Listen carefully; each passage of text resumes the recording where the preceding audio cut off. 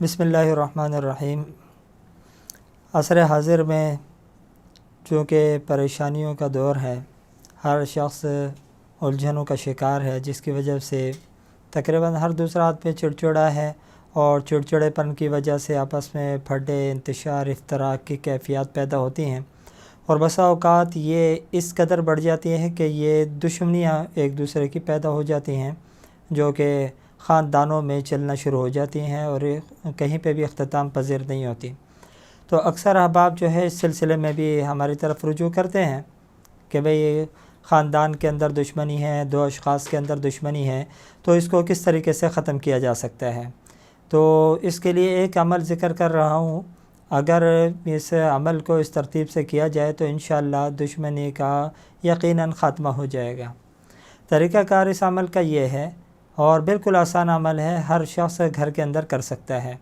طریقہ کار یہ ہے کہ اگر دو افراد کے درمیان دشمنی ہو تو ان دونوں افراد کے نام حاصل کریں اور ناموں کے اعداد معلوم کر لیں۔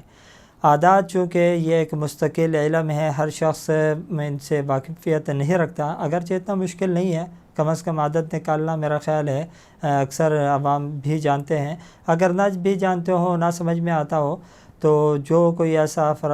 فرد ہو جو کہ اس علم سے تھوڑی بہت آشنائی رکھتا ہو، آگاہی اس کو ہو، تو اس سے آپ اعداد نکلوا سکتے ہیں۔ تو آپ فریقین یعنی دونوں بندوں میں جن کے درمیان میں دشمنی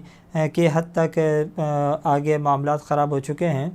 ان دونوں کے نام کے اعداد معلوم کریں، اور ان دونوں سے جو ناموں سے اعداد حاصل ہوئے ہیں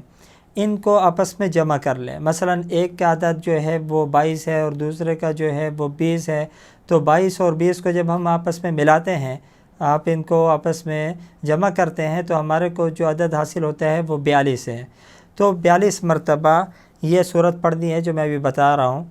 تو دشمنی کو ختم کرنے کے لیے آپ نے پہلے دونوں کے ناموں کے اعداد معلوم کرنے ہیں، پھر ان دونوں کے ناموں کے جو عدد ہمارے کو حاصل ہوئے ہیں ان کو باہم آپس میں جمع کر لینا ہے۔ پھر جو عدد ہمارے کو حاصل ہو اس عدد کے موافق آپ نے سورہ اخلاص پڑھنی ہے، اور تصور میں ان دونوں اشخاص کے اوپر دم کر دینا ہے جن کی باہم آپس میں رنجش ہے۔ ان دونوں کے اوپر تصور میں آپ دم کریں۔ ایک ہفتہ تک یہ عمل مسلسل آپ نے کرنا ہے، انشاءاللہ اس عمل کی برکت سے ان دونوں کی دشمنی جاتی رہے گی۔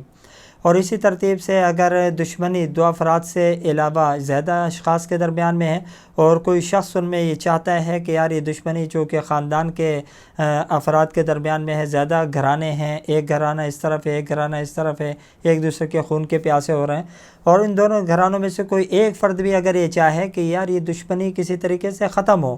تو انہیں چاہیے کہ یہ عمل کریں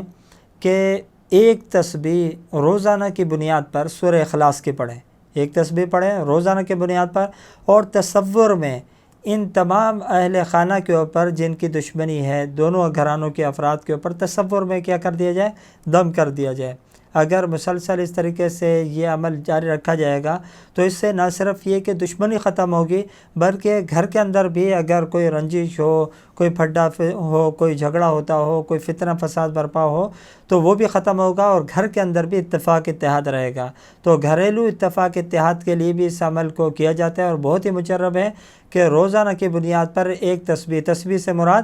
100 مرتبہ